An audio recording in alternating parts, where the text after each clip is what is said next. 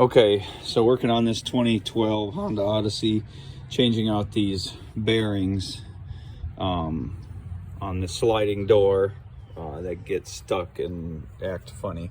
I just realized I should probably cover a couple more details. I think these are covered in other people's videos, but I just want to make sure I cover it. So anyway, first off, there's this piece right here you're gonna have to take off and put on the new bearing, because the new bearing, as you see, doesn't come with that. So I'll just kind of set this bearing in here. So your bearing piece, because there's actually 3 bearings on it. So you see this piece right here is not on there. So you have to, it comes with a new pin and clip and all that. So to pull the old one out, what you do is you take this clip off. I just use a little screwdriver. Actually, I'll show you on this other one. I just put a screwdriver. There's these little kind of grooves right here. And it's called an E-clip, actually, because it looks like an E. So anyway, there's this little groove right here, and you just pop it out like that. So it comes out pretty easy. And then once you get that out, whoop, and that one was not even pressed in, so it just falls out. I'll have to clean that up, but anyway. So it's got these little splines on the very top. So these splines are what hold it kind of tight in there.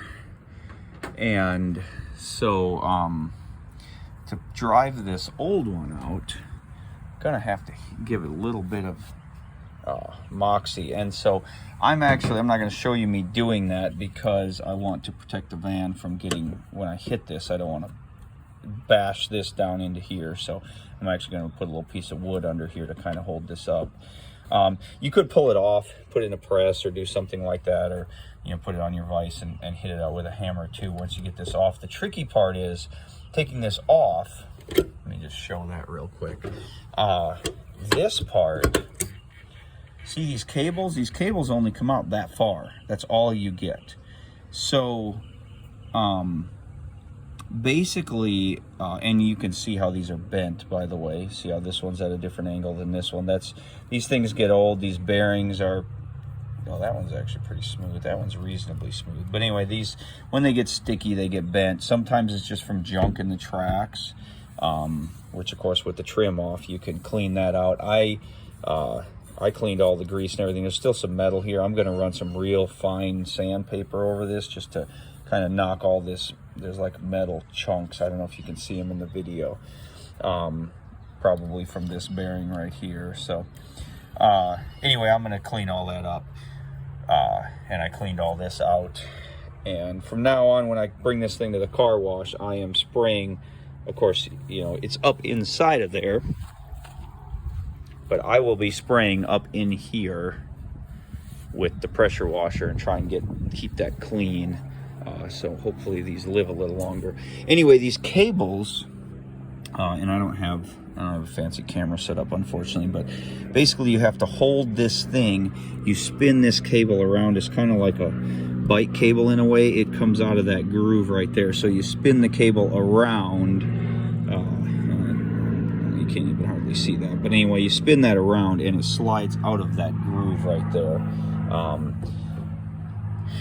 And you want to do one at a time, because they'll try to pull back into the van. And so what I did was I did the back one first onto the new one, and then I sort of held that between my arm and my body while I got this other one off, and then was able to get it back on the other one.